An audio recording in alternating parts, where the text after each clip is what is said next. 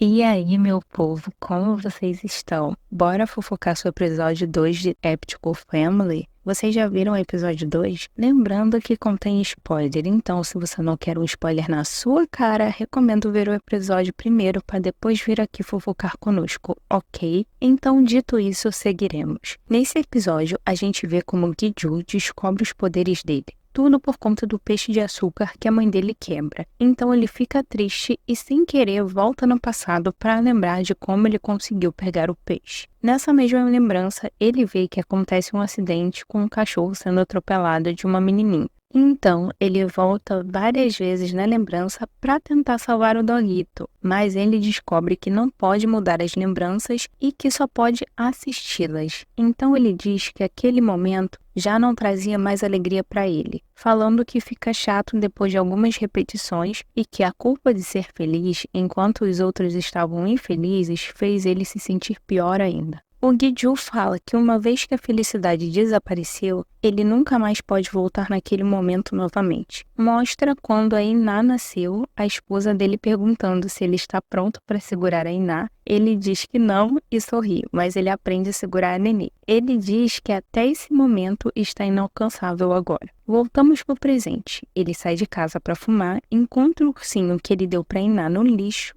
Não só esse, mas como vários que ele deve ter dado ao longo do tempo para ela, ele observa e vê que tem um homem estranho olhando a casa, numa moto, de capacete, e vê a filha dele indo pro colégio e diz para ela não olhar muito para o celular, para olhar para frente. Ela olha para ele e vê os ursos e temos uma lembrança dela falando que ela nunca deveria ter nascido e que por isso ela não merece presente de aniversário. Por isso ela jogou eles fora. O Gi-ju diz que o celular foi feito para fazer ligações e diz que ela nunca liga para ele. Temos cenas dele tentando escolher um presente melhor para Iná e quem aparece? A Dahi. Ela fica andando atrás dele no shopping e acontece um acidente que ele acaba tirando a manga da blusa dela. Que constrangimento. Ele sai dali e vai direto beber. Passa um tempo, ela vai atrás dele e entrega um tênis para dar de presente para Iná. Ele não aceita de primeira, mas ela acaba fazendo ele levar o presente. Ele vai embora e ela fica sozinha. O shopping solta um alerta de que houve um incêndio. Acontece aquela correria toda, ela fica em choque, coitada, porque ela tem medo de fogo e mal consegue sair do lugar. O povo derruba ela no chão ainda, ela cai e surge o Prota segurando a mão dela, sendo que mostra ele indo embora. Mas ele apareceu do nada para segurar na mão dela e sumiu do nada novamente quando o shopping alerta que era fake news. No dia seguinte, a Dahi aparece na academia do Gi-ju para conversar com a dona. E ela acaba falando que não pensa no casamento como uma coisa leviana, que devem achar ela fácil já que ela foi casada 2 vezes. A dona diz que nunca pensou nisso.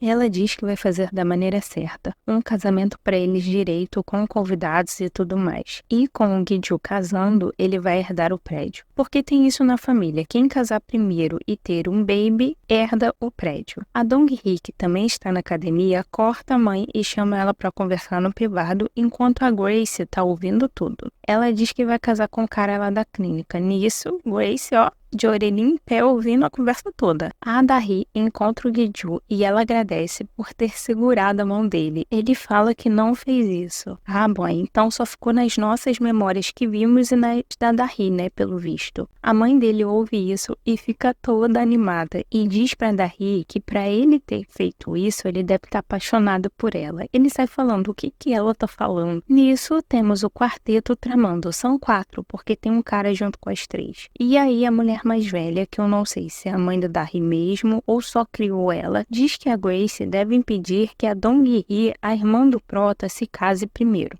A dona vai conversar com Gi-ju para ele poder casar novamente e ter um filho. Não sei qual é a pressa da dona nisso, mas ela está preocupada que a Iná ainda não deu nenhum sinal de algum poder. E insinua que talvez a filha não seja dele. E ele diz, ela é minha filha, nunca mais diga isso. A dona diz que já que ele se preocupa tanto com a filha, ele era para parar de ficar deitado como um cadáver e se recuperar e agir como um pai adequado para Iná. Nesse episódio a gente vê um pouco sobre a Iná, que ela não se dá muito bem na escola com com os amiguinhos e que ela tem um crush. Ela vê o crush dela dançando numa aula e o coordenador chama ela para conversar. Nisso, ele liga pro Gi-ju e fala que ela não está indo muito bem. Conta a situação e diz que ela não consegue se enturmar com os colegas. Explica que ela não está sendo intimidada ou sofrendo bullying, mas fala que é como se ela fosse invisível. Ele pede a ajuda do Gi-ju para assinar os papéis que ele entregou faz tempo, mas que nunca foram assinados. O Gi-ju, então, depois desse telefonema, ele corre para assinar os papéis, mas ele não consegue. Ele busca algo para beber porque quando ele fica nervoso, ele vai atrás de álcool. O marido da dona engana ele, falando que vai levar ele para beber álcool, mas era para mais um encontro com a Da-hee. Eles começam a beber e conversar. A Dong-hee passa o maior aperto com o namorado junto com a Grace, porque a Grace vai lá na clínica para se dar bem com o rapaz, para plantar a sementinha do mal entre os dois, sabe? Porque a Dong-hee, ela não pode se casar primeiro do que o Gi-ju,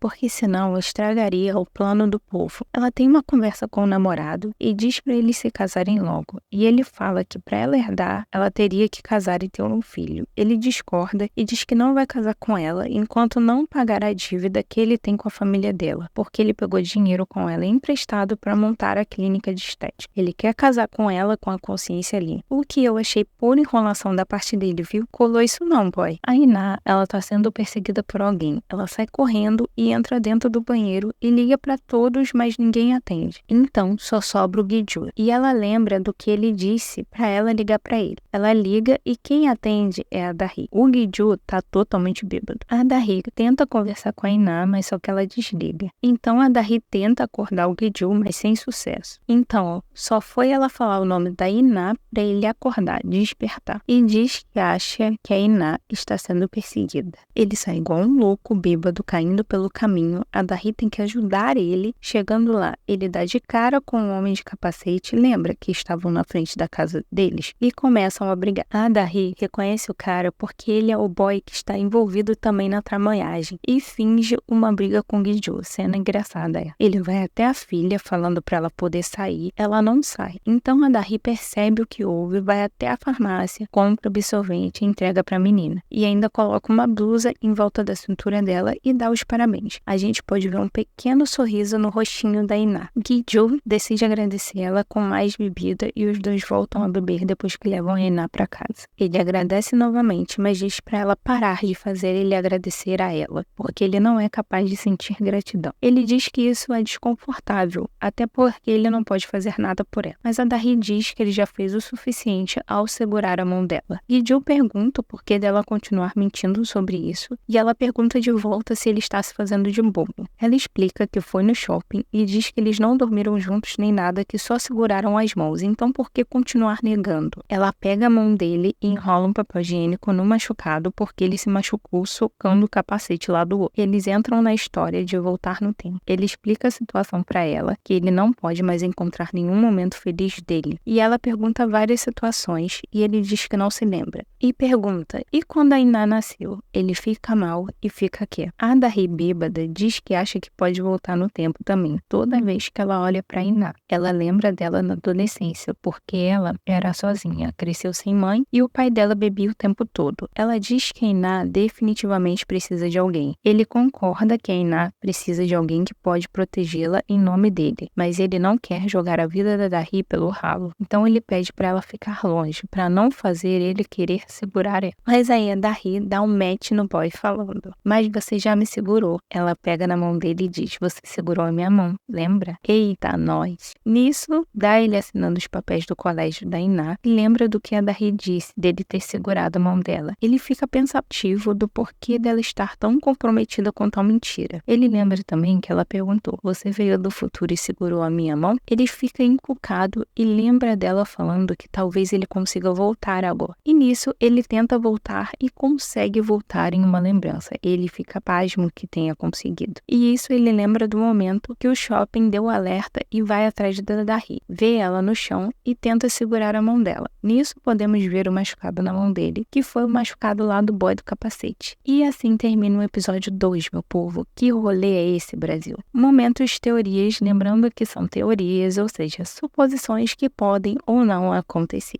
Eu tô meio pensativa. Como assim o passado dele tem o poder de alterar o futuro, se for o caso? Sendo que quando ele era criança, ele não conseguia mudar o destino do cachorrinho, que ele tentou tanto. Não faz muito sentido ele não lembrar do que viveu, sendo que ele fez isso. Tipo a parada do shopping. Ela lembra dele ter pego na mão dela, mas ele não lembra. Que loucura. Será que só funciona com ela? Pode ser, porque ela ficou colorida no passado dele. Ela não estava cinza como o resto das coisas nas lembranças. Será que ela pode ser a reencarnação da mulher dele? Eu já comecei o drama pensando nessa possibilidade. Ou talvez ele salvou ela. Ela mesma disse que alguém arriscou a vida por ela. Ela tem medo de fogo. Talvez ele salvou ela de um incêndio. Porque podemos ver na lembrança de quando a Ina nasceu que ele tá com um uniforme de bombeiro, pode ser. Porque tem cenas dela correndo no colégio também com alguma coisa pegando fogo. Ela lembra disso quando o shopping toca o alarme de incêndio. Os dramas gostam de fazer isso. Talvez eles já se conhecem desde a adolescência. Talvez eles já tenham uma ligação com ela antes. Bom, o vídeo vai ficando por aqui. Espero que tenham gostado. Deixa seu feedback nos comentários. Bora fofocar. Deixa seu joinha no vídeo para poder chegar a mais pessoas. Se inscreva no canal para fazer parte dessa família. E ative as notificações para não perder nada do que rola por aqui. Fiquem com Deus e até a próxima. Tchau!